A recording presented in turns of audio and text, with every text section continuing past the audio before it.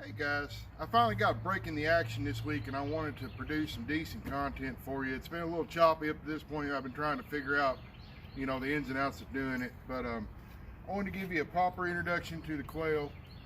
So I've been on this quail kick since about November. I decided that we needed to increase food security for the family. One of my heroes is a guy named Bill Mollison who authored the permaculture design manual and pretty much founded permaculture, him and another guy, David Holgram. But permaculture is a design science, and he said that true security is when you look out the backyard and can see your food growing and your friends and family gathered around. So that's what we're trying to do, is just add in some eating security for these next few years of troubled times that's probably to come. One of those things we need to eat, of course, is protein. One of the best sources of protein for this house anyways is poultry. Because we're limited being in the suburban area to what we can do, the best thing we can get as far as production of meat per square foot of area is quail. So I can raise up to 3.5 quail per square feet in this container, or this hutch. This hutch is a design that I did. It's a hybrid design from two of my favorite quail guys.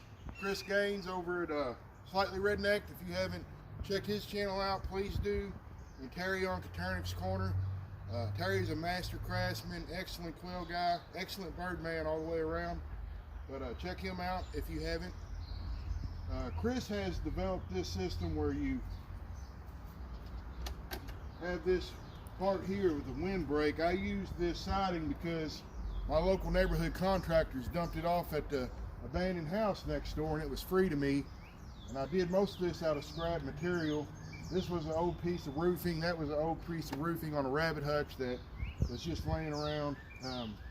We repurposed it.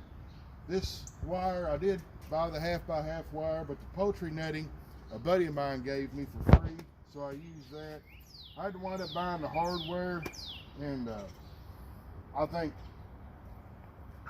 this piece of plywood to build this hutch, and these sand boxes right here that are medium mortar pans from Lowe's.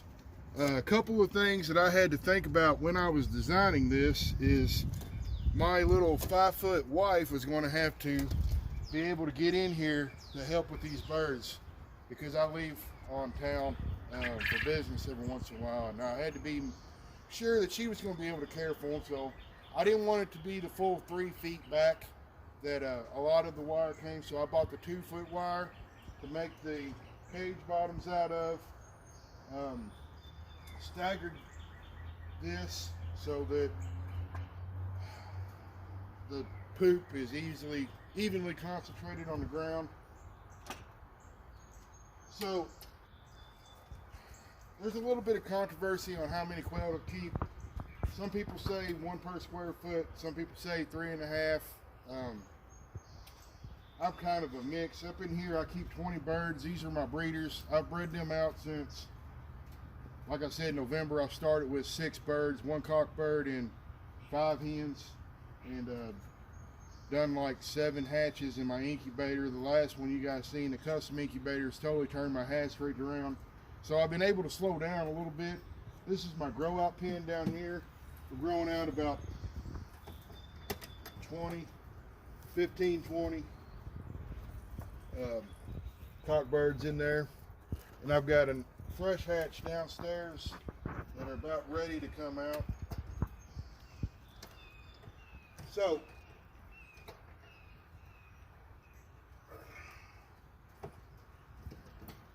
winter's kind of swelled that up a little bit. While we're talking on the subject of quail, this is my rabbit hutch here.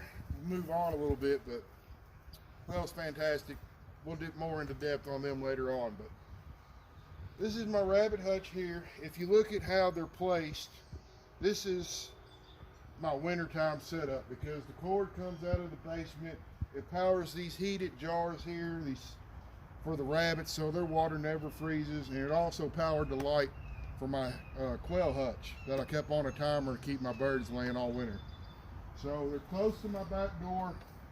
so they're easily for me to get to take care of. As the summer's progressing, I'll move this around. These rabbits will wind up going on the other side of the property where it's always shaded. They're going to get a watering system installed, so are the quail. I just got to pick up some odd end pieces. But I made these pens to be not only movable so that I can kind of tractor them around this little suburban yard, but I've made them be multi-purposeful.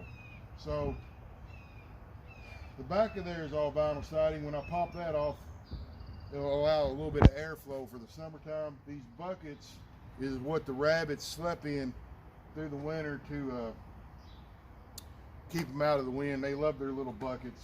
They're probably gonna be heartbroken when I take them out, but I will have to take them out so that the does have room for the breeding box and whatnot. So this is my rabbitry. These are 2 broken red New Zealands, and from what I understand, the guy in the middle, our buck, is a American sable. But this little girl's name is a Star. She's probably the most wild one. Velveteen. That's Velveteen.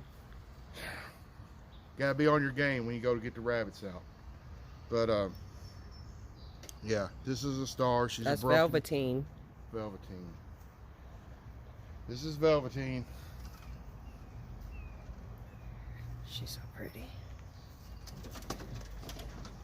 She's feisty.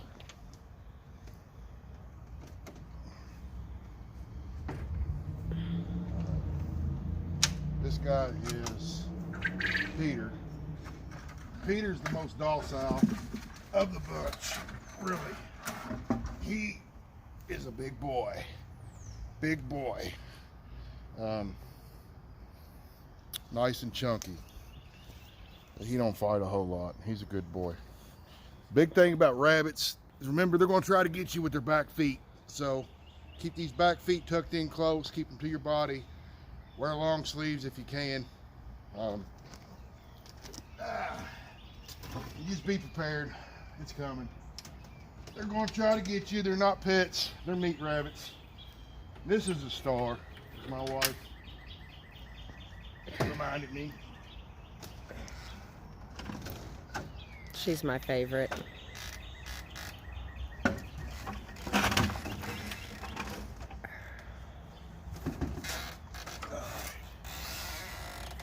So, while you're doing your wellness checks on your rabbit, one thing you want to make sure you can do is feel the back of their feet for sore hocks. Kind of look at them. Make sure that they got some good weight on them. They're not skinny and underfed.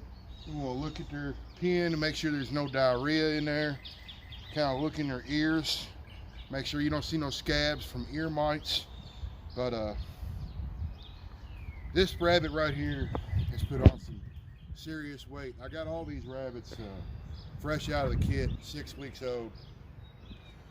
They're all grown out, but she's really put on some serious weight. I think she's going to be a really fantastic doe. So looking forward to start breeding them.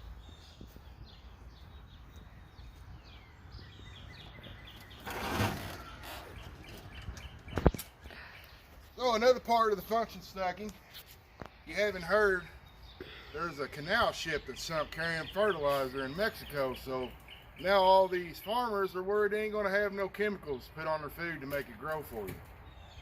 Not a problem if you got rabbits. This stuff right here is the best compost in the world. Rabbit poop. You can grab you a shovel full of it, just like that. Take it right over here to your raised bed. Put it right on. Take a fork, work it into the soil. It's a nice cold compost, which makes it ideal. And it's earth friendly. So when you're designing the layout of your backyard, you kind of want to look around and see what's going to work. The first step in permaculture is observation. So observe your surroundings. You want to look at the path of your sun. You want to maximize your solar exposure or minimize your solar exposure based on what you're looking for that result. Over there beside my feed shed where I keep all the stuff for the animals. You know, I got this garlic bed here. So on my daily walk, if I haven't watered this in a while, I can take the leftover water and pour into here. Growing garlic out of there, it's took off nicely. So by the fall, I should be able to take a bulb out and break it and replant this and take the rest inside, and should get like 10, 12 ears of garlic pretty easy. But in back there is the compost pile, so I keep all that away from the house. We got to compost the quail poop because everything in poultry is real hot. You can't use it directly on your garden. So back here is the fire pit that the boys put in. They use the natural resources from the trees that we cut down on the fence line. They busted up that concrete with the sledgehammer. So I'm proud of them. They took their little primitive survival tools, little hand saws and hatchets, and they did most of this that way just to give them some in the field experience, so to speak. And when they got tired of that, I took the reciprocating saw and finished it up for them. So anyways, I wanted to give you guys a good look at the backyard, kind of show you what I had going on.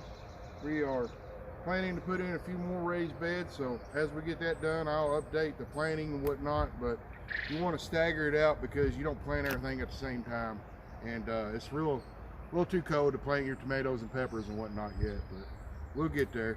So in the meantime, you guys have a great day. Salvage Keen out.